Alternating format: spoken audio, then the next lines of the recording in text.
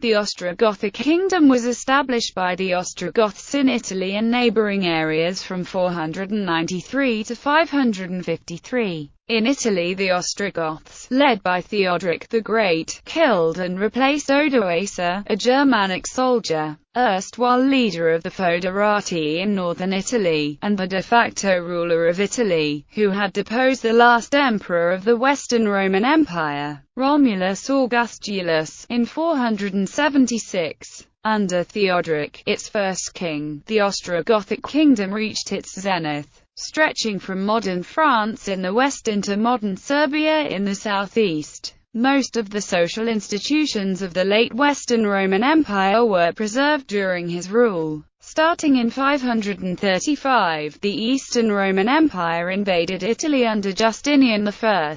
The Ostrogothic ruler at that time, Witiges, could not defend successfully and was finally captured when the capital Ravenna fell. The Ostrogoths rallied around a new leader, Totila, and largely managed to reverse the conquest but were eventually defeated. The last king of the Ostrogothic Kingdom was Taia. History. Background: Ostrogoths. The Ostrogoths were the eastern branch of the Goths. They settled and established a powerful state in Dacia, but during the late 4th century, they came under the dominion of the Huns. After the collapse of the Hunnic Empire in 454, large numbers of Ostrogoths were settled by Emperor Marcian in the Roman province of Pannonia as Foederati. But in 460, during the reign of Leo I, because the payment of annual sums had ceased, they ravaged Illyricum. Peace was concluded in 461, whereby the young Theodoric Emile, son of Theodomy of the Amals, was sent as a hostage to Constantinople, where he received a Roman education. In previous years, a large number of Goths, first under Aspar and then under Theodoric Strabo, had entered service in the Roman army and were a significant political and military power in the court of Constantinople. The period 477 to 483 saw a complex three-way struggle among Theodoric the Emile, who had succeeded his father in 474, Theodoric Strabo, and the new Eastern Emperor Zeno. In this conflict, alliances shifted regularly, and large parts of the Balkans were devastated by it. In the end, after Strabo's death in 481, Zeno came to terms with Theodoric. Parts of Moesia and Dacia Ripensis were ceded to the Goths, and Theodoric was named Magister Militum Praesentilis and consul for 484. Barely a year later, Theodoric and Zeno fell out, and again Theodoric's Goths ravaged Thrace. It was then that the thought occurred to Zeno and his advisors to kill two birds with one stone, and direct Theodoric against another troublesome neighbor of the empire, the Italian kingdom of Odoacer. Odoacer's kingdom in 476, Odoacer, leader of the Foederati in the west, had staged a coup against the rebellious Magister Militum Orestes, who was seeking to have his son Romulus Augustulus recognized as Western Emperor in place of Emperor Julius Nepos. Orestes had reneged on the promise of land in Italy for Odoacer's troops, a pledge made to ensure their neutrality in his attack on Nepos. After executing Orestes and putting the teenage usurper in internal exile, Odoacer paid nominal allegiance to Nepos while effectively operating autonomously, having been raised to the rank of patrician by Zeno. Odoacer retained the Roman administrative system, cooperated actively with the Roman Senate, and his rule was efficient and successful. He evicted the Vandals from Sicily in 477, and in 480 he occupied Dalmatia after the murder of Julius Nepos. Conquest of Italy by the Goths. An agreement was reached between Zeno and Theodoric, stipulating that Theodoric, if victorious,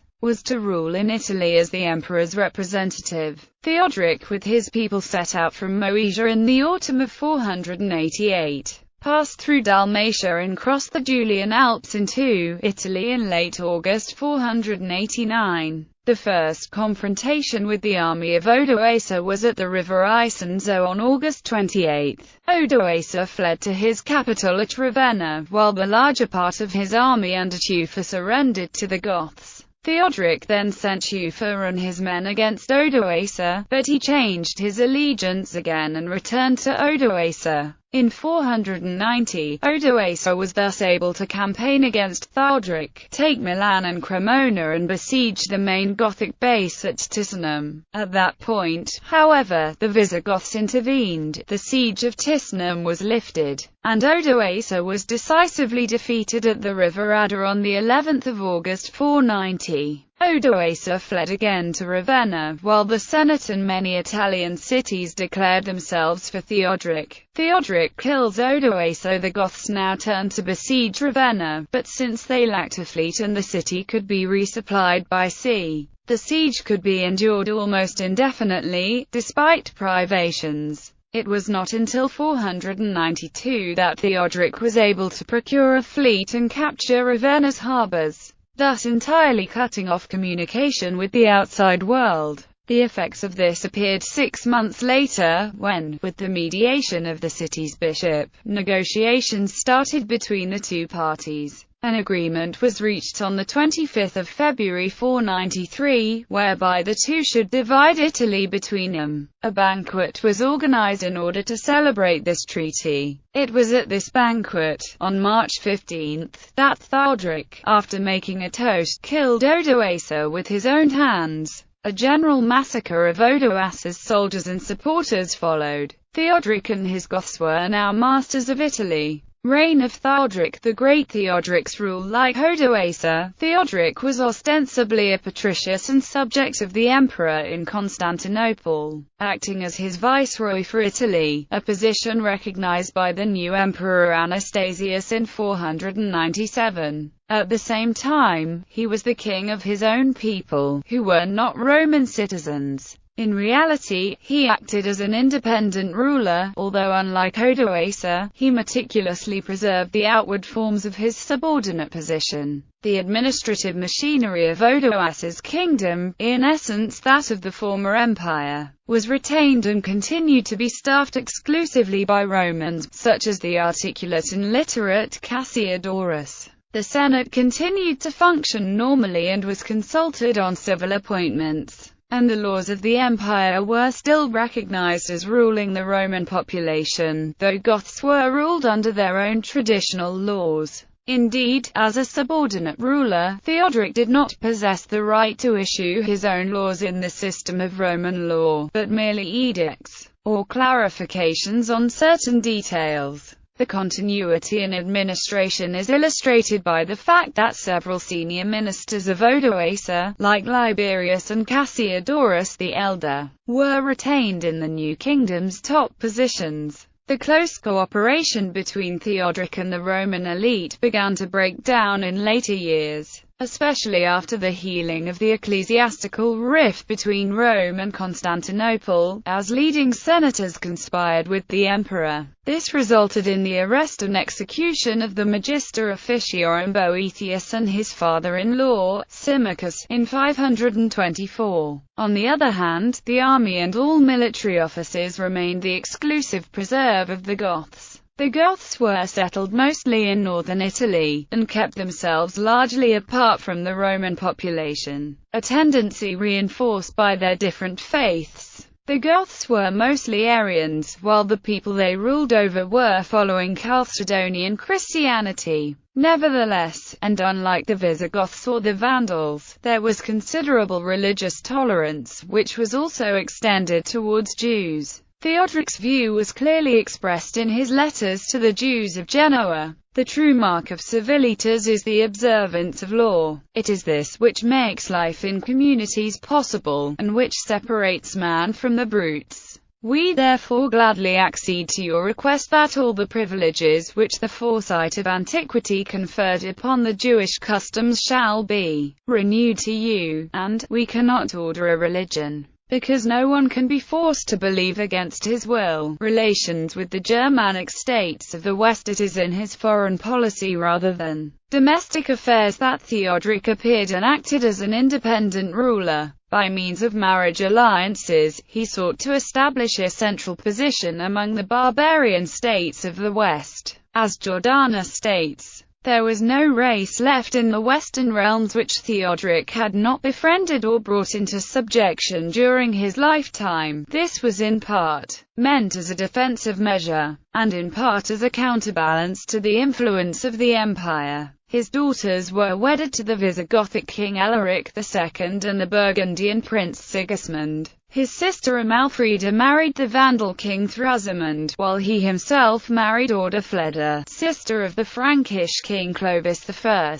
These policies were not always successful in maintaining peace. Theodoric found himself at war with Clovis when the latter attacked the Visigoth dominions in Gaul in 506. The Franks were rapidly successful, killing Alaric in the Battle of Voile and subduing Aquitania by 507. However, starting in 508, Theodoric's generals campaigned in Gaul, and were successful in saving Septimania for the Visigoths, as well as extending Ostrogothic rule into southern Gaul at the expense of the Burgundians. Though in 510 Theodoric re-established the defunct Praetorian prefecture of Gaul, now Theodoric had a common border with the Visigothic Kingdom, where, after Alaric's death, he also ruled as regent of his infant grandson Amalaric. Family bonds also served little with Sigismund, who as a staunch Chalcedonian Catholic cultivated close ties to Constantinople. Theodoric perceived this as a threat and intended to campaign against him, but the Franks acted first and invaded Burgundy in 523, quickly subduing it. Theodoric could only react by expanding his domains in the Provence north of the river Durance up to the Isar River. The peace with the Vandals, secured in 500 with the marriage alliance with Thrasimund, and the common interests as Arian powers against Constantinople, collapsed after Thrasimund's death in 523. His successor Hilderic showed favour to the Nicene Catholics, and when Amalfrida protested, he had her and her entourage murdered. Theodoric was preparing an expedition against him when he died. Relations with the Empire. Theodoric's relations with his nominal suzerain, the Eastern Roman Emperor, were always strained, for political as well as for religious reasons, especially during the reign of Anastasius. These led to several collisions, none of which however escalated into general warfare. In 504–505, Theodoric's forces launched a campaign to recover Pannonia and the strategically important town of Sirmium, formerly parts of the Praetorian prefecture of Italy, which were now occupied by the Gepids. The campaign was successful, but it also led to a brief conflict with imperial troops, where the Goths and their allies were victorious. Domestically, the Acacian schism between the Patriarchates of Rome and Constantinople, caused by imperial support for the Henoticon, as well as Anastasius' monophysite beliefs, played into Theodoric's hands, since the clergy and the Roman aristocracy of Italy, headed by Pope Symmachus, vigorously opposed him. Thus, for a time, Theodoric could count on their support. The war between the Franks and Visigoths led to renewed friction between Theodoric and the emperor, as Clovis successfully portrayed himself as the champion of the Catholic Church against the heretical Arian Goths, gaining the emperor's support. This even led to the dispatch of a fleet by Anastasius in 508, which ravaged the coast of Apulia. With the ascension of Justin I in 518, a more harmonious relationship seemed to be restored. Eutharic, Theodoric's son-in-law and designated successor, was appointed consul for the year 519, while in 522, to celebrate the healing of the Acacian schism, Justin allowed both consuls to be appointed by Theodoric. Soon, however, renewed tension would result from Justin's anti-Arian legislation, and tensions grew between the Goths and the Senate, whose members as Chalcedonians now shifted their support to the emperor. The suspicions of Theodoric were confirmed by the interception of compromising letters between leading senators in Constantinople, which led to the imprisonment and execution of Boethius in 524. Pope John I was sent to Constantinople to mediate on the Arians' behalf, and, although he achieved his mission, on his return he was imprisoned and died shortly after. These events further stirred popular sentiment against the Goths. Death of Theodoric and dynastic disputes. After the death of Theodoric on 30 August 526, his achievements began to collapse. Since Eutharic had died in 523, Theodoric was succeeded by his infant grandson Athalaric, supervised by his mother, Amalasuntha, as regent. The lack of a strong heir caused the network of alliances that surrounded the Ostrogothic state to disintegrate. The Visigothic kingdom regained its autonomy under Amalaric. The relations with the Vandals turned increasingly hostile, and the Franks embarked again on expansion, subduing the Thuringians and the Burgundians and almost evicting the Visigoths from their last holdings in southern Gaul. The position of predominance which the Ostrogothic kingdom had enjoyed under Theodoric in the west now passed irrevocably to the Franks. This dangerous external climate was exacerbated by the regency's weak domestic position. Amalasuntha was Roman-educated and intended to continue her father's policies of conciliation between Goths and Romans.